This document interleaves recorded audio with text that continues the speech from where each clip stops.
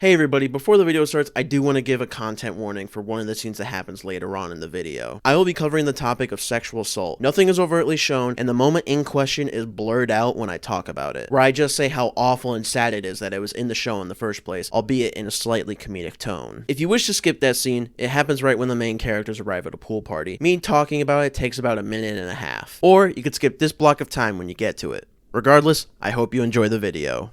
Hi there, I'm Alec. So how y'all been? It's been a little bit. Sorry about that. That's my bad.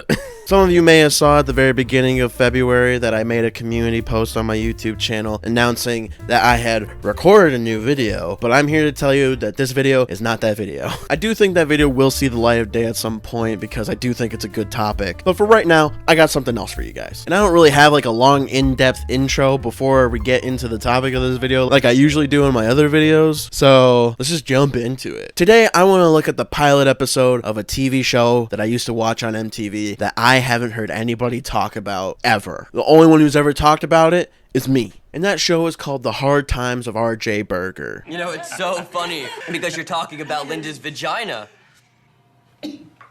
The Hard Times of R.J. Berger premiered in the late spring, early summer of 2010. And this show aired in like the prime of MTV. Like the first season of Jersey Shore had just aired the year prior, and the second season of Jersey Shore was going to premiere around the time that the 8th episode of this first season of The Hard Times of R.J. Berger was on. So yeah, I feel like a lot of people saw this show, but they just aren't talking about it. It ain't anywhere on streaming. It's not on Paramount Plus like where all the other MTV shows are at. So I don't blame people. I just feel like I'm like shouting into the ether. Like, does anybody else remember this show? Is it just me? But the reason why I remembered this show isn't because it was like an amazing show. I thought it was alright back when I was 13. The reason why I remembered this show is because of the concept of it. It was just something...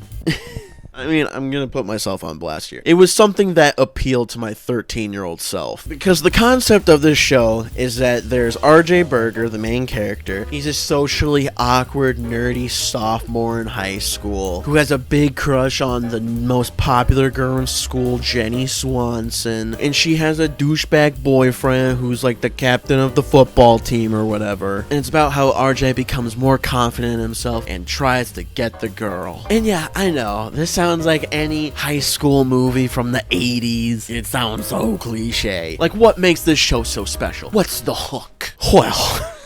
One day, the entire school finds out RJ's biggest secret. Emphasis on biggest. This is so stupid. Should I just come out and say it?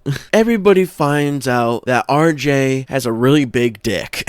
And I mean everybody. Not just Jenny, not just his friends, his teachers, his parents. Probably the news knows and ran an entire story about it. This just in the local high school basketball game, kids showed off probably the biggest dick you've ever done seen. Our editors had to put in some work blurring that thing out. So yeah, that's the premise of this show. And it really just stuck with me because how the fuck did they make this show? Well, I don't know. I watched it, so... And it got a second season too, so obviously people were there watching the show, so that's what we're doing in this video. We're gonna watch the pilot episode just to see how well this show aged since 2010, because it's gotta be bad, right? It's gotta. There's just gotta be some vile things in there. So let's find out together. My name is R.J. Berger.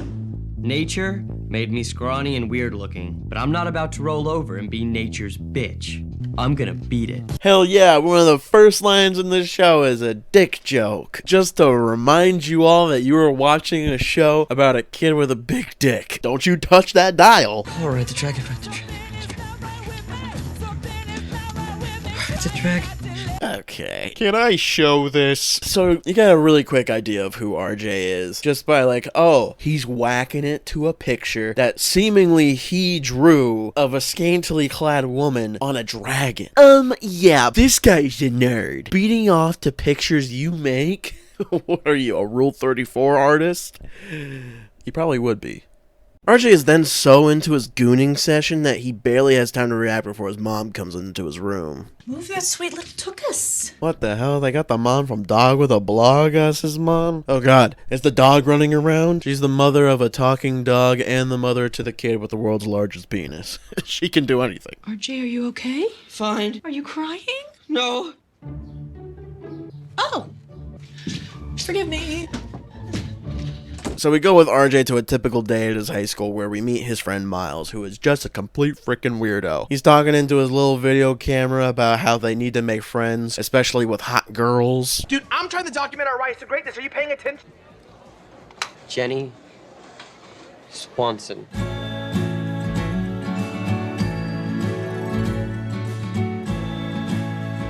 Be still my beating balls. Ew. That was like a cute, nice little moment until that. Like, we're just watching Jenny too, and we're just like, ah, she looks really pretty. Be still my beating balls. What the fuck did you just say, bro? Bro, grow up. Ooh. We then find out that Jenny is throwing a pool party on Friday, and everybody is coming except for these two nerds. They weren't invited. Of course they weren't. They fucking suck. Look at them. Stupid. Dude, it's a soiree this semester.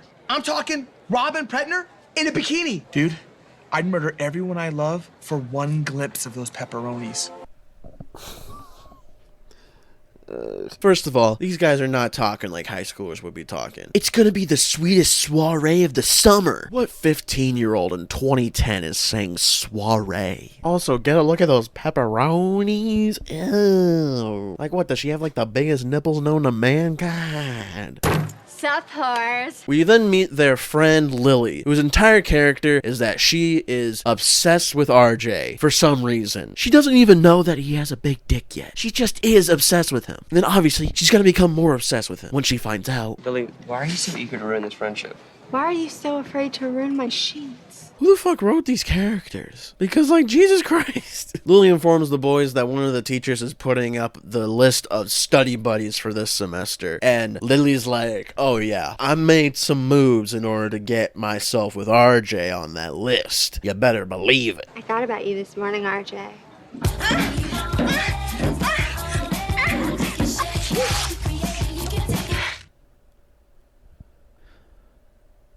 Can I show that? In public? Hey, what the fuck? Should that have been on TV? Should that be shown? But moving on from Lily's idolization of RJ, we then see something strange happen to RJ.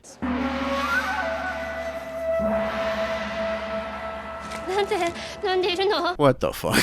Alright, put another cliche on the board from late 2000s, early 2010s comedies. They played a gong when they showed the only Asian character in the show. So we see this girl, her name's Natsumi. Whenever she sees RJ, she runs away in fear, kind of laying the groundwork that there's a secret about RJ. What's going on? What is she so scared of? You don't think it's his penis, do you? Did I tell you I have a date with Raven on Friday? You're going out with the Dark Knight? That kid is like 5 feet of pure Columbine. What, is he taking you to the cemetery? Maybe read from the Twilight books? Another cliche on the board. They made fun of Twilight. Everybody fill out your bingo cards right now. Making fun of Twilight? That's the free space. We then are really quickly introduced to Max Owens, Amber's boyfriend, who is just, gross. Amber Lancaster, are you okay? Do you look back on the show fondly? Because I wouldn't. Look at how you are handled in this scene. Jesus. Oh, dude. Max Owens just gunned down your boner in cold blood. What a chode. Great way of putting that, Miles. Thank you for the commentary. We then transition to RJ trying to look at the new study buddy list that's been put up, when Lily comes barging in trying to make sure that she was put with RJ, when, much to her horror, she wasn't. Brendan Jacoby and Miranda Meyer, RJ Berger, and Jenny Swanson? What the That's not me bleeping them, by the way. That's like burned into the edit. So, yeah. RJ's study buddy is none other than his main crush, Jenny. So then he sees Jenny starting to approach him. What is she gonna tell him? Can I show that? Dang. I need to make a counter because I'm only 5 minutes into this episode and I've already said that 3 times. Your dragon awaits, my lady. Email me so I have yours. Email? What is this, 2010? Oh, wait, yeah, it is. Everybody get that? You all should email that address. See what happens. I walked in on him masturbating this morning. Just yesterday, he was a baby in my arms. Now he's playing with his baby arm. We then see RJ at a school basketball game where he's like the water boy, I guess. And everybody from school is there. Jenny, Miles, Lily. What the fuck are you wearing? Why is that like a mugshot of RJ on her shirt? Let alone what the rest of the shirt says. Man. Whoa. Oh my god, Zeke from High School Musical. What? Zeke, what are you doing here? Man, this guy keeps getting typecast as basketball players. What's his other main characteristic this time? It can't be baking. Maybe he's into ultimate frisbee. So I'm just gonna call him Zeke. Zeke gets into a fist fight on the basketball court, and then it turns into a full-blown fight that gets a lot of the players kicked out. And since so many of the players are kicked out, there are short people on the team, so RJ has to come in and play. But he's a water boy. He doesn't know how to play basketball. And also, none of the uniforms fit him. We're one basket away from upsetting these undefeated pricks. All you gotta do is stay out of the way for 21 seconds. Because if you bone this Cocker Spaniel, so help me, I'll choke you to death in front of all these people. What is going on, dude? This coach is talking to him like he's the fucking Grim Reaper. If you do anything out of line, I will make sure you die in front of all of your loved ones. So as it turns out, the coach and RJ have a little agreement going on where as long as RJ is the water boy, he gets to get out of gym, and then the coach uses that against him in order for him to play in the game. But look at RJ. He's trying to keep up these oversized pants with his little arms. It can only mean disaster for our hero. That's how a man smells, bitch. Why? So there's 21 seconds on the clock. RJ's team just needs to make one basket in order to take the win over the other team. All RJ has to do is stay out of the way. But everything is on the line. This basketball game. The adoration of RJ's friends. And also whether or not his pants will stay up. And RJ gets the ball. He throws a Hail Mary toss. And he completely whiffs it. Jesus Christ. Worst basketball player I've ever done seen. If you have his rookie card, burn it. But then the inciting incident happens. Because since RJ doesn't have his hands on his pants anymore, after throwing the worst air ball you've ever done seen, his oversized pants fall to his ankles. But don't worry, it's fine. You know, because nobody can see anything. He still has his jock strap on.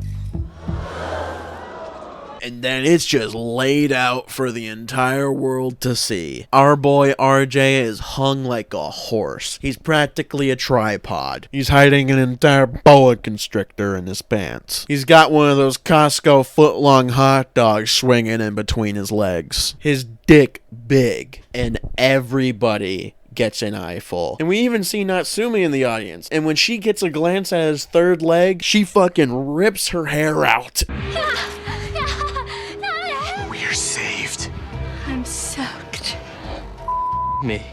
Miles then interrogates RJ back at home because Miles has been looking for a way for them to be popular for forever, and suddenly it's gifted to them in between RJ's legs. Miles. Let me see that beautiful bastard. I want to kiss it. Miles, come on, man. Just a tip, all right? Just like this. Totally non-gay. Miles! But RJ is very adamant that he does not want his dick to be the thing that makes them popular. In fact, it sounds like he's upset that this eggplant emoji is his. It's a curse, dude. What are you talking about, curse? Okay, fine. Do you want to know why Natsumi Taniko freaks every time she sees me? Yeah. So then RJ tells Miles a little story about why Natsumi is always so scared of him. It happened last summer when he was tutoring her in English, and this flashback is shown in an animated scene, which is really cool because one of the only other things that I remember about this show is that each episode had an animated segment, and each one of these segments were animated in like a different art style in each episode. So like in this episode, it's animated to kind of look like Japanese anime because Natsumi, she's Japanese, and put it back up on the board. Japanese equals anime. She was like the first normal girl who ever saw me like I was a normal guy. Yo, holy shit, it's Domo!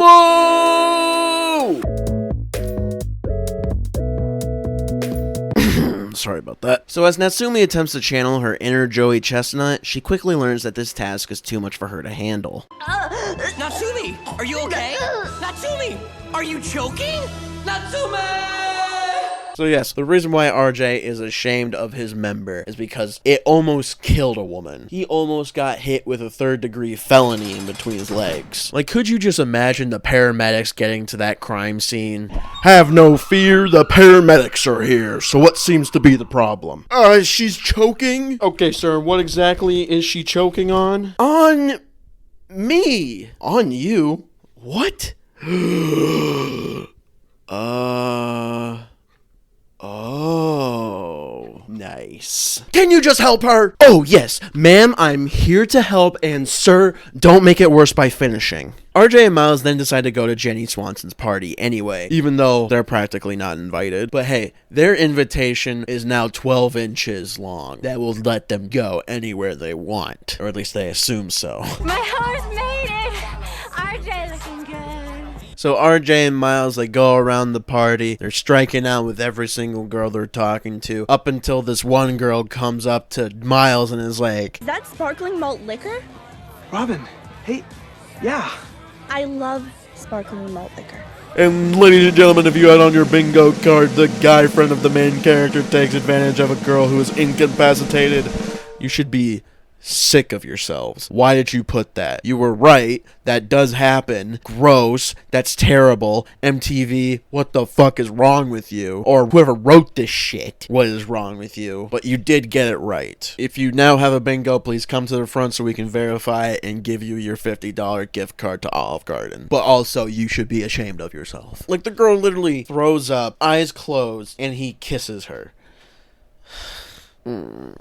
Like, that's just straight up sexual assault. Not cool, Hard Times of RJ Berger. Not cool.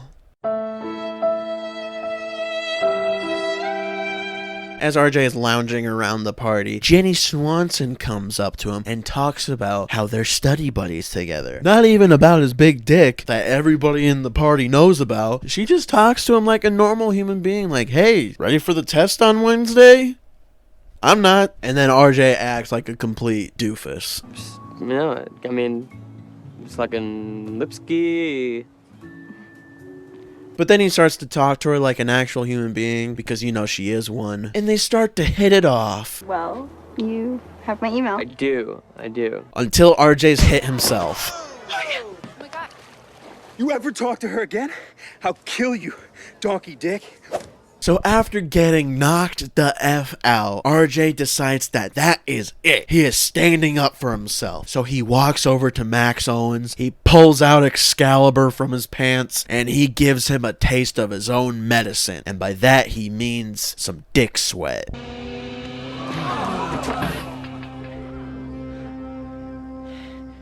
That's how a man smells, bitch. Alright, real quick. I'm just saying, RJ just whipped out his cock in front of all of these high schoolers. Is he like a predator now? I mean, he exposed himself. Does that get you put on a list? And Jenny's just over there with a big smile on her face. What are you smiling about? Your boyfriend just got assaulted by your lab partner.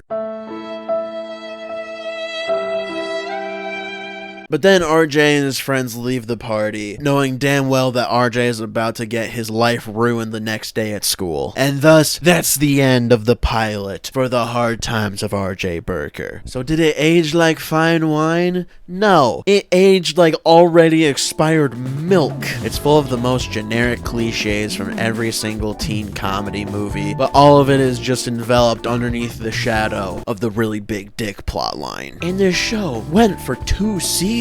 By no means do I think it gets better. I think it probably gets even worse from here. Some of the later episodes have plot lines where, like, RJ gets courted by a cougar, Miles gets crabs from a substitute teacher, RJ joins a purity club just to try and see if those girls won't be as pure as once thought. It just doesn't get any better than this, guys. Like, literally, the bar for how good this show is so low, it is lower than how low RJ's dick is swinging. And that thing, if you haven't caught on yet, is swinging real low. Like that scene in Medea Goes to Jail, when Medea's all, "Oh girl, you need to get yourself a date to the dance."